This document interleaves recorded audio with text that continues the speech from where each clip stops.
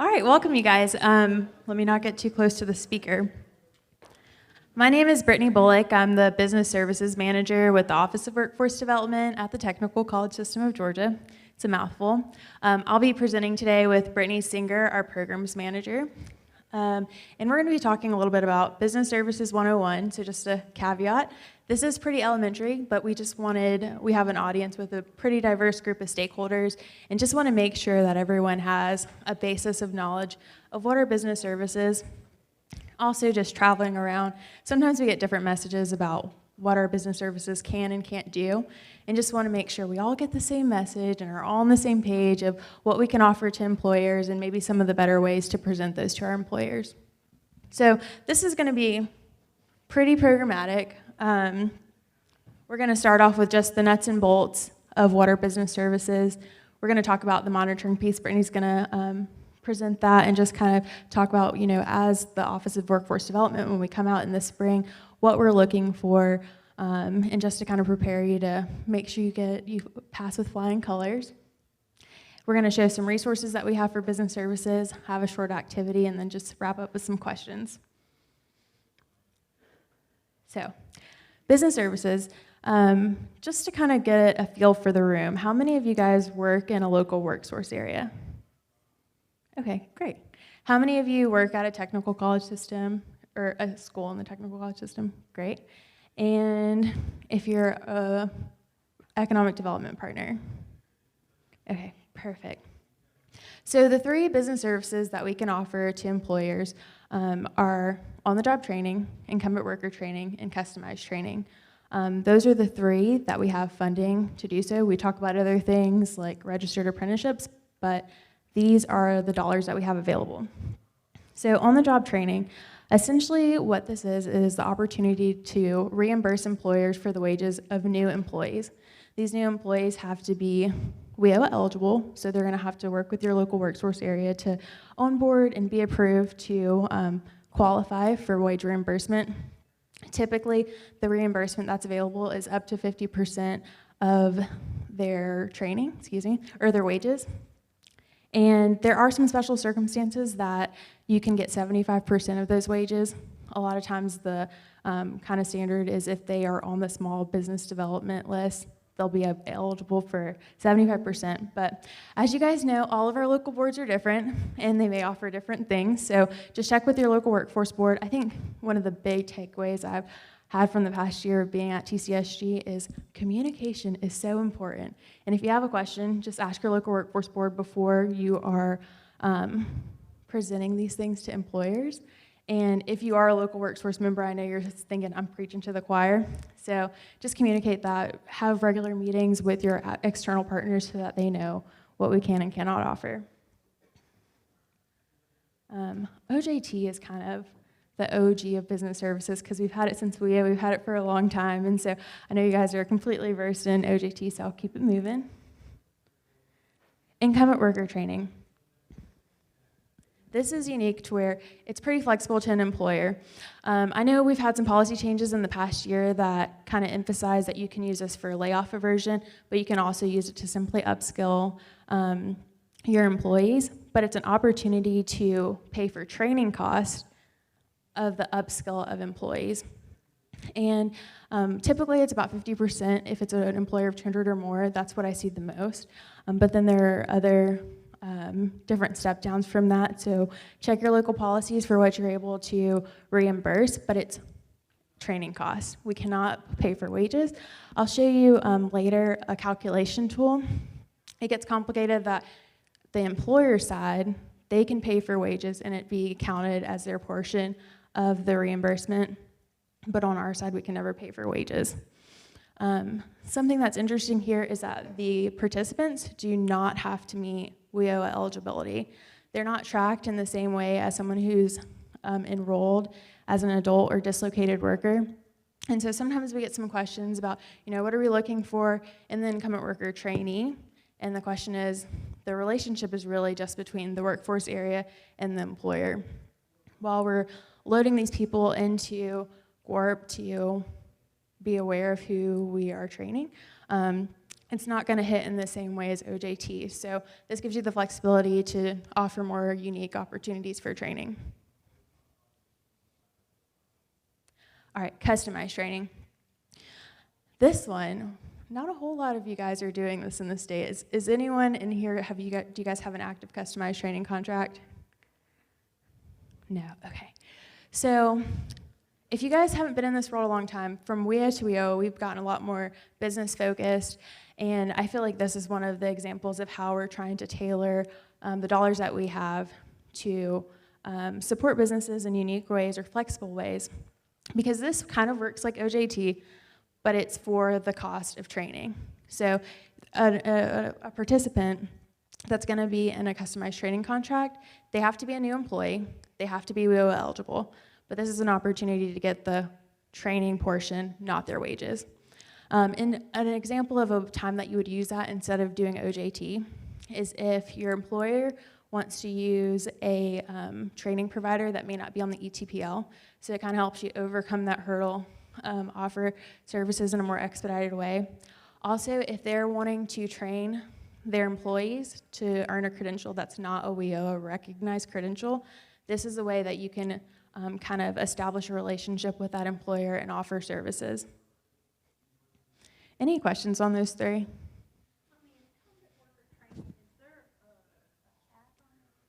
Yeah, so Roberta asked if there is a cap on incumbent worker training.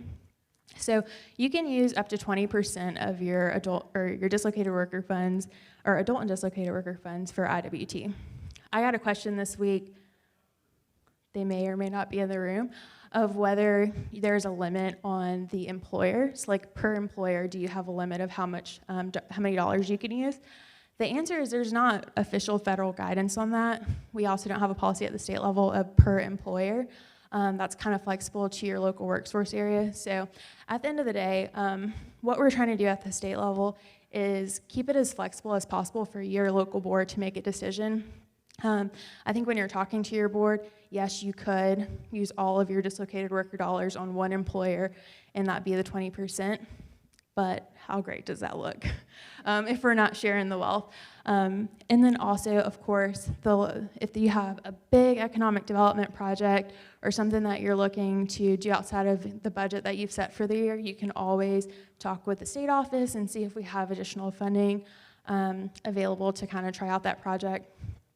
Also with these, I know that not a lot, but the customized training piece especially, sometimes on the incumbent worker training piece, we're a little bit hesitant to try them, but you're always welcome to call us to get the assurance that it's okay and that it's spendable, because we are looking to become more flexible and create new programs in these areas. Yeah, any other questions? No, okay.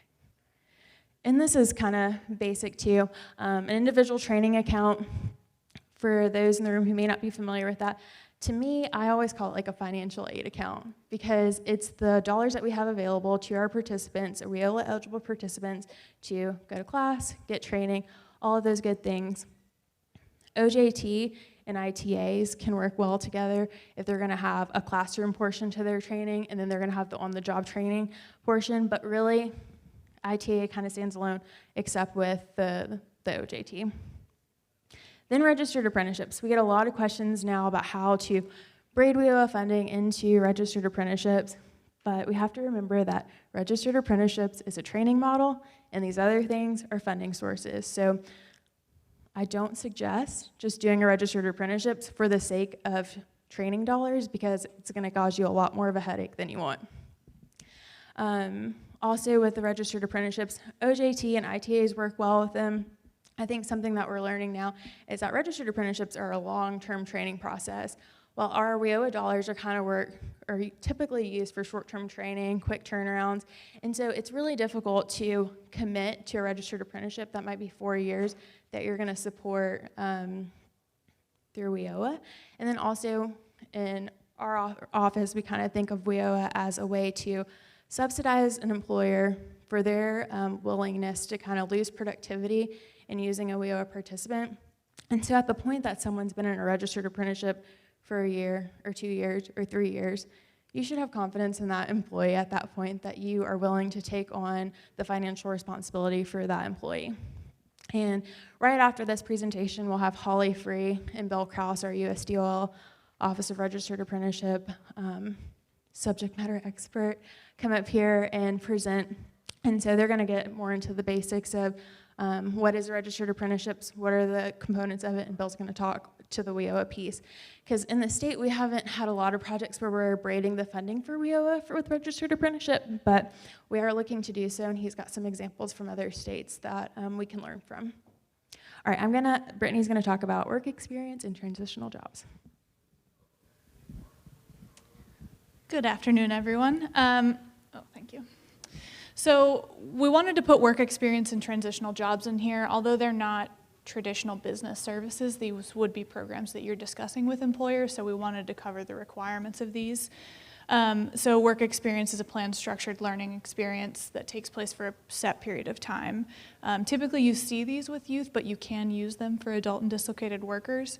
This is more meant to expose them to the working world. It's not really meant to benefit the employer in any way, but like I said, you would be talking with an employer about getting them on board to offer this for some of your participants.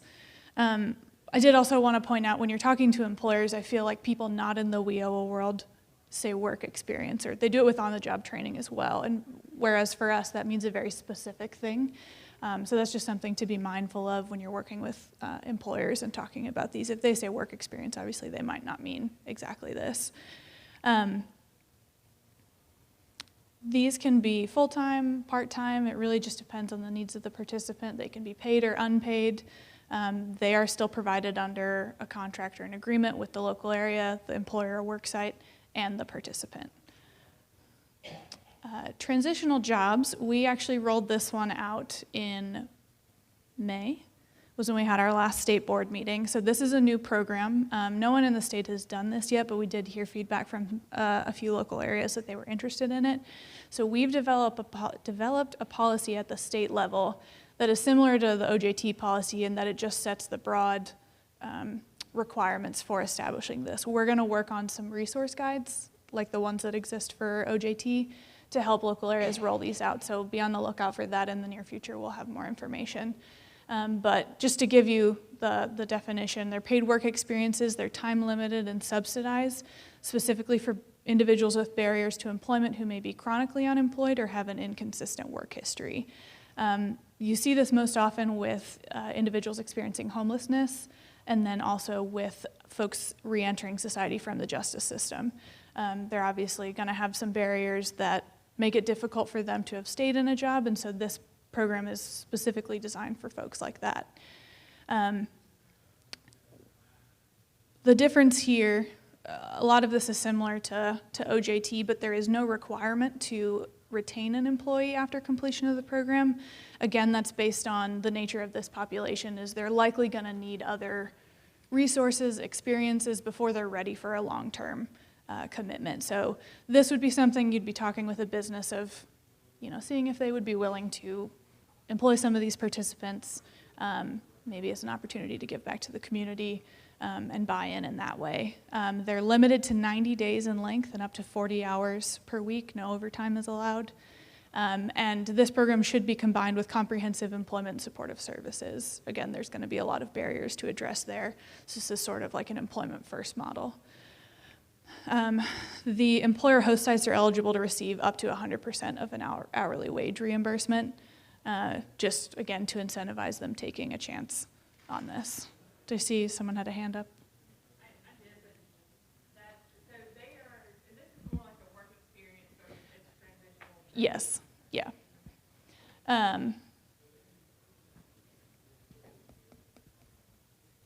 Sorry, I lost my train of thought. Yes, yeah, so the last point down here is that employer host sites are eligible to receive up to a 100% wage reimbursement. So because of the nature of the participants who would be in this, they wouldn't quite be ready for employment. It just incentivizes the employer to take a chance on having someone. Brittany, what's the difference between transitional jobs and work experience? So it's the people who are in it. I suppose you could have someone who's in a similar situation in a work experience. The criteria is chronically unemployed or inconsistent work history, which is 13 weeks or longer unemployed, 26 of the past 52 weeks unemployed, or they've held 3 or more jobs in the past 52 weeks and they're currently unemployed. So the next topic that I wanted to discuss is monitoring business services. So as you all know, we come out every year, monitor contracts, all the participant case files, and for those who are enrolled in these services, what we're going to be looking at are these items. Will also be, I didn't include it on here, but if you're offering these services, your local board should have a policy regarding that. We'll also be checking the policy to make sure it includes all of the required points of those services, which there's a slide later that will refer you to the state policies and procedures, and we're checking it against that, federal regs, and making sure all those are included. The other item that we're going to check are agreements and contracts, which some of you may be familiar with David Dietrich's. He's going to do a session tomorrow, I believe, tomorrow afternoon on business services contractual agreements. So he'll get more into the weeds on that, but I did want to cover excuse me, that when we come out and monitor from the programmatic side, what we're looking for in the agreements is, are they fully executed? Obviously, they need to meet all the requirements in the policy, but are they fully executed prior to the start of training? We see oftentimes that areas have a contract, but it's not signed until after the participant starts, and that's obviously an issue for us. So timing is important on that. Making sure that all the required components are included, which again is stipulated in the regs, state policy, and then we're also checking against your local policies for these services. Making sure that all the applicable documents that go with that are there. So if they're being paid a wage, are there timesheets, can we verify that information, which financial verification is the other thing we check for. Also, along those lines, reimbursement rates, has that been established in the contract? And then the last item that we're checking for in terms of business services would be training plans. So we want to ensure that these are actually formally developed. We want more than just a conversation with the participant. It should be documented that this is the job you're going to work, here's what you're going to be paid, these are the skills and competencies we expect you to learn, what's the time frame for that. And most of the time, these training plans are what are the skills at hire and what are the skills at completion. I know some local areas have midpoint check-ins, but when we're on site, if that person is finished with their service, we should see all of those and make sure that is actually recorded. So it's more than just having it and checking off all the boxes. We want to make sure that you're actually doing all these, talking with the participants, making sure that they are successful in these services. And then this is really just for quick reference. You guys will have access to these PowerPoints. So the link to our website where our state policies and procedures are is on this slide. And then we've listed out where all of these sections are. So if you want to reference it, it should be a pretty easy document to navigate. If not, we're always here if you've got questions. I'm going to hand it back to Brittany. Thank you. So just wanted to go over some resources that we have for you guys. I know this is a little bit dry and these PowerPoint slides have a lot of words on them, but this is kind of meant to be a resource in itself when we leave here. So if you're ever in a situation that you're asked to present on WIO and what you can offer, that you'll have something kind of readily available that you can pull from. And then also just want to show you our website because it's changed a lot and it's kind of I won't say that it's hard to find things, but I'm going to tell you in this presentation how to find those things so it won't be difficult for you. Okay, so our website is tcsg.edu/worksource. And what I want to show you guys are our resources for practitioners. Click here. And one of the things I know you guys are probably looking for all the time are our policies and guidance, which you'll find here. And we've got our policies and procedures, our non-discrimination plan, and then also all of our WIGs. For those in the room that are not in a local worksource area, a WIG, a workforce implementation guide, is essentially a way for us, when we get federal guidance from USDOL, we kind of take that, digest it, and then put out a WIG so that it's a more simplified version for our local staff Some of you guys may have opinions of how helpful it is, but we're trying to do better. And so if you ever have questions here, of course, you're always welcome to call us and we can go through them together. And it's just our way of offering a little bit more guidance than a TEAGL, which is, I can't even think of what it stands for right now. Sometimes they kind of just regurgitate the law. And so it's our way, again, to kind of take that information and try to put it out in a more palatable way. Okay, and then the other thing I want to show you guys were our resource guides that we've put together. So as you guys know, we have moved over from the Georgia Department of Economic Development, and this is really the first year that we had a true business services staff. In the past, Brett Lacey was really awesome and juggled this as one of the 1,000 things he had on his plate.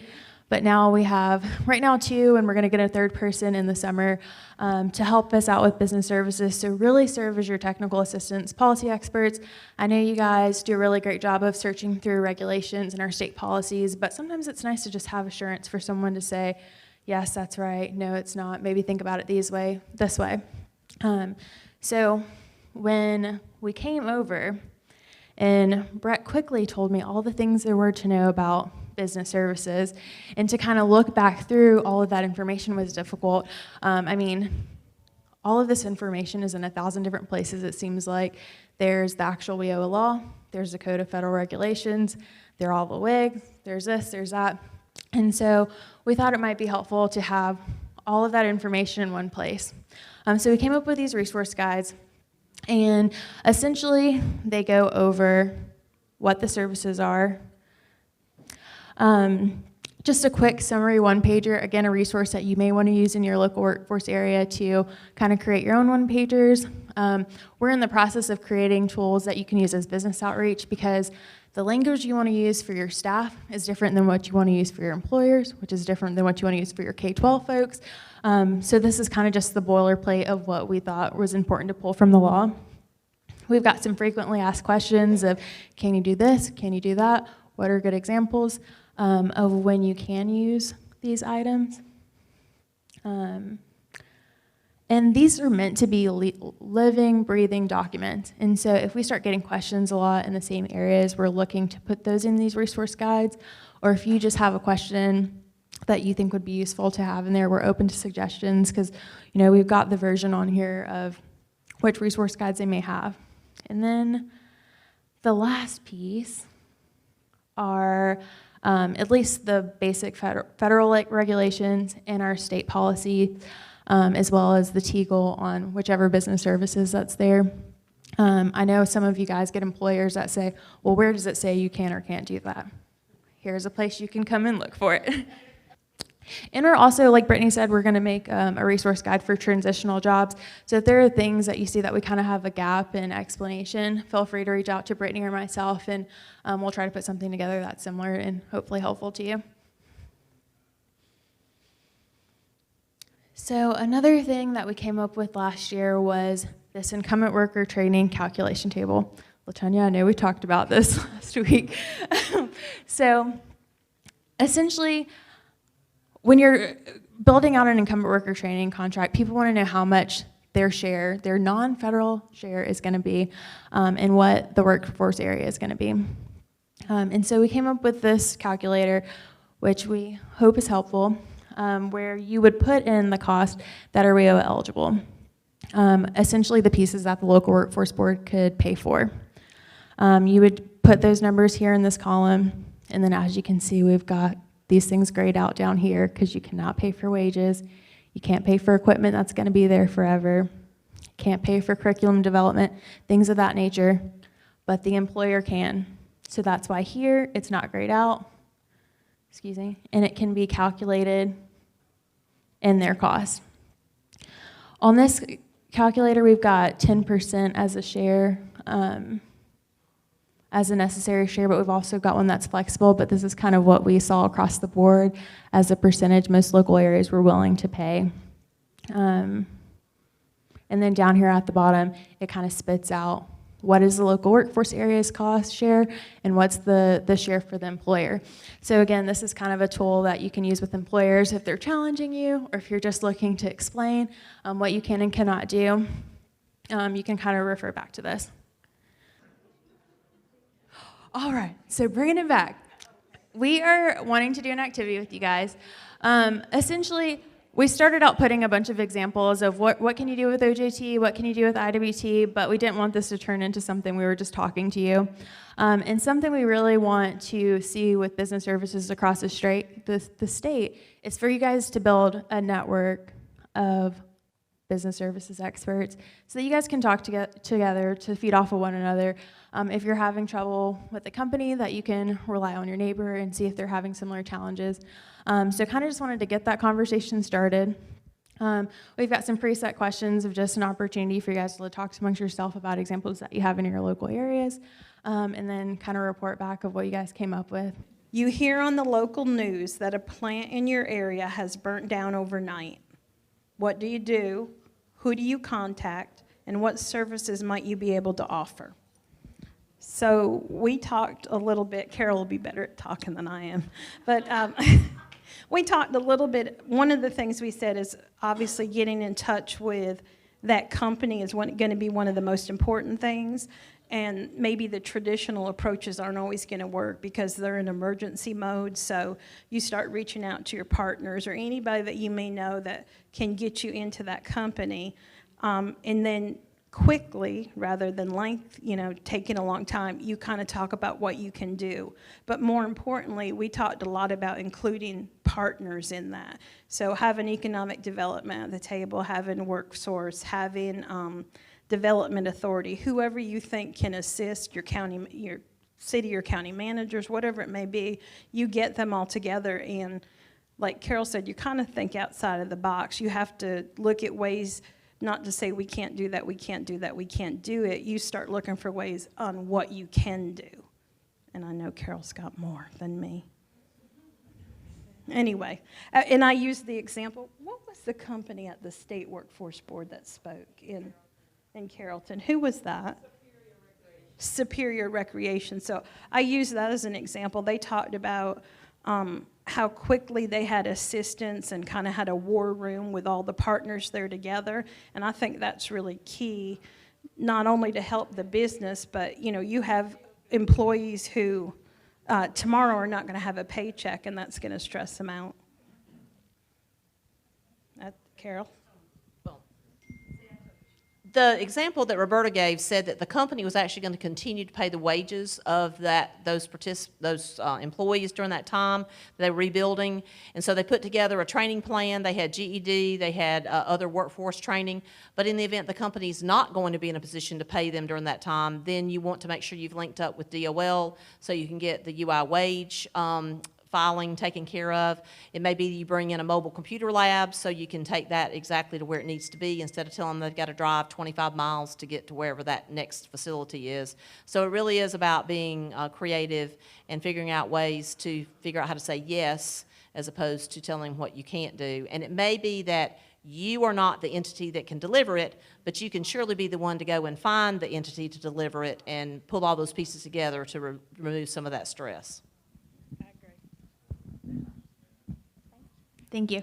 Did anyone else have that question?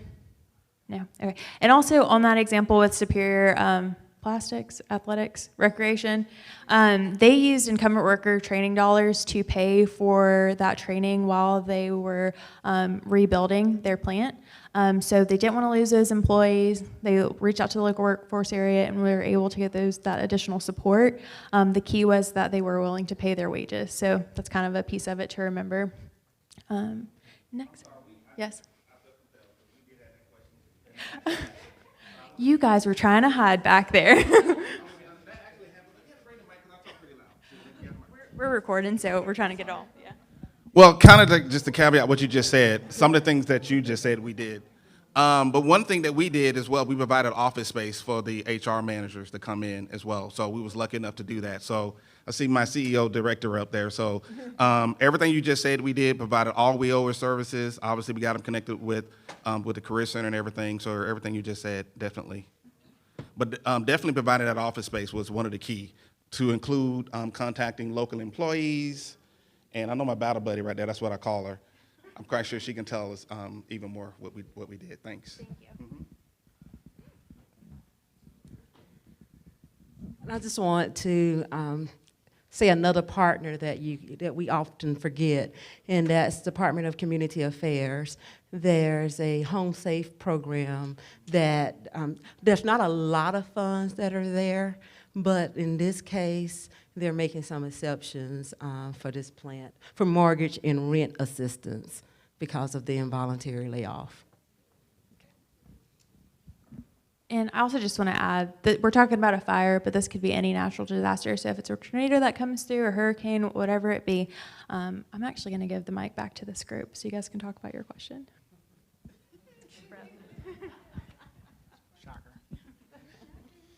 All right, so our scenario was that an employer would like to train their talent on proprietary skills that do not lead to an industry-recognized credential.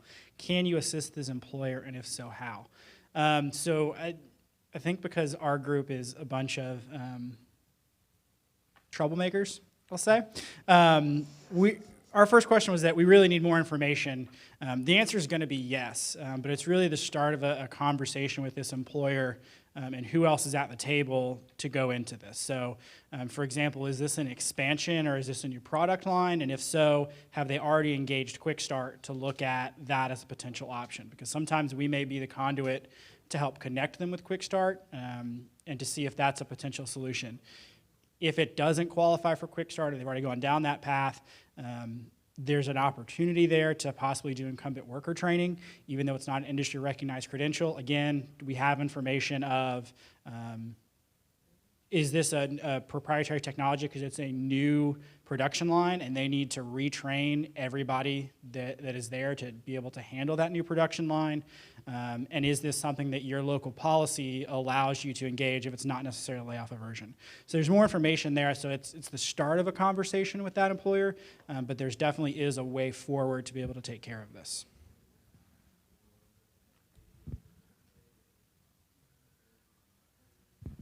Thank you. All good things to think about. Another one you might want to consider is the customized training. If they're going to have if they're recruiting new employees, that does not lead to the WOA recognized credential. Excuse me, I'm getting tongue-tied.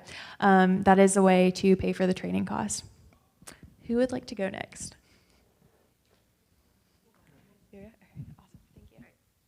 So our question was, is there ever an appropriate time to say no to an employer who is seeking assistance with business services? If so, when? The consensus was, obviously, we do not want to say no right out of the gate, that we would need to ask a lot more questions. And hopefully, in the end, we're not telling them no, that they are walking themselves out of the opportunity, if that is the case. But a couple things that came up were, if they weren't in your service area, redirect them to another service area, that if it didn't meet one of the policies, and a great example was that if their tax documents were not in line as you get through the conversation, then that would make them ineligible. Another one was to be cautious of if this company had laid off anywhere else in the state or another county. And then, of course, if the person was in OJT, if they were interested in OJT, that they were already an employee of the company and they were trying to use OJT dollars. So those are just some examples of why it may result in a no, but we weren't going to say no.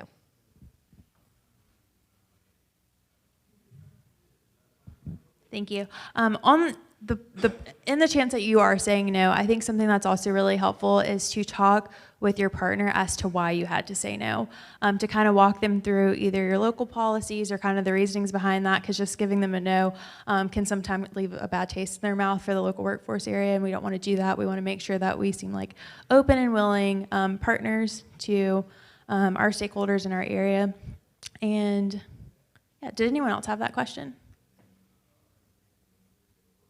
Did y'all? No? Okay. Okay. Next question. You guys were all together. You guys want to go? Our question is, why would the federal government subsidize workforce training? Is it for the benefit of employer or the individual? And how do we communicate this to our partners? And I'm actually going to have Vivian respond. Okay, for the federal government and the subsidized workforce training, we use that to, the federal government will do this because they want to upgrade the skills of the workforce and keep the employer competitive so he can stay open and hopefully employ more people. And far as the benefit of the employer or the individual, it'll benefit both. It'll benefit the employer as well as the individual. And how we communicate, we'll engage all of our regional partners to help share our workforce brand, share a message, put out there that we do the business service. You can do it through the chambers, you can do it through meetings, you can do it through DOH, you can do it through anybody to get their word out there and then direct them back to us. Thank you. Y'all have the same question? All right. Thank you. So one of the things that we talked about was why would the federal government subsidize workforce training? So one of the real rubs between WIA and WIOA was that the new system had to strengthen the entire workforce system. And so that was one of the reasons the federal government decided to do the reauthorization as a big part of it, that it would strengthen the entire system. And so in doing that, benefit of that would be businesses because they had the jobs.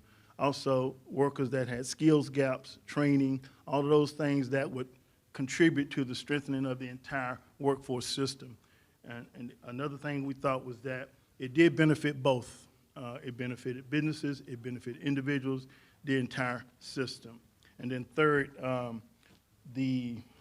how do we communicate this to partners? So we had a lively discussion about that. And so what we came up with was, to an agreement, was that this had to be a targeted-based presentation. All your partners come from a different perspective. We had to make sure if we were talking to businesses that we use business language because one of the things we talked about was that when we talk to businesses that we present opportunities and try to also do some advanced research to know that who you're talking to, what are the deliverables that they may need, and then how you address that back to them. Thank you, Mr. Howard.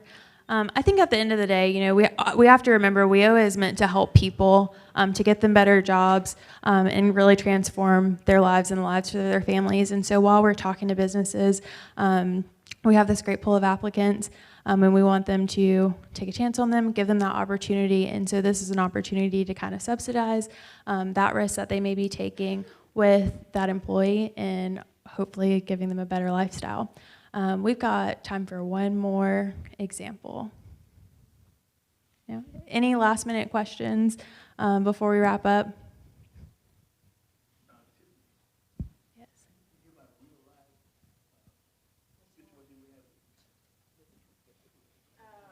The example that we have is one of our employers has reached out to us. We do OJT with them, and they have received a letter from their insurance company mandating that they have to do a certain level of training, and if they don't, then their premium will either double or triple, and they have come to us and asked us if we can pay for that, if we can fund it.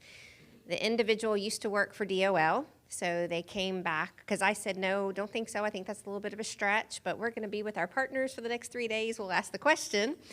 And she came back and said, well, I think it's layoff aversion. It would be suitable for layoff aversion. And I looked at the regs for layoff aversion, and I'm going, I still think it's a stretch, but open for wisdom from others as I'm 6 weeks in.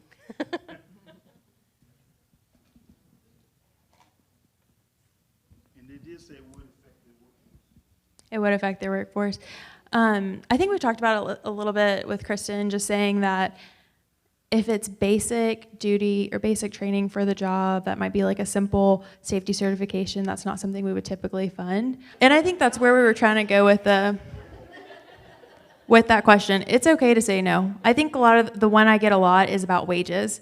When your wages are too low, it's okay to say no, because at the end of the day, again, we're looking for advancement for the people that we ultimately serve. And so it may be uncomfortable to say no, but it's okay. But if you guys don't have any other questions, thank you so much. We're here afterwards if you have anything for us. Thanks.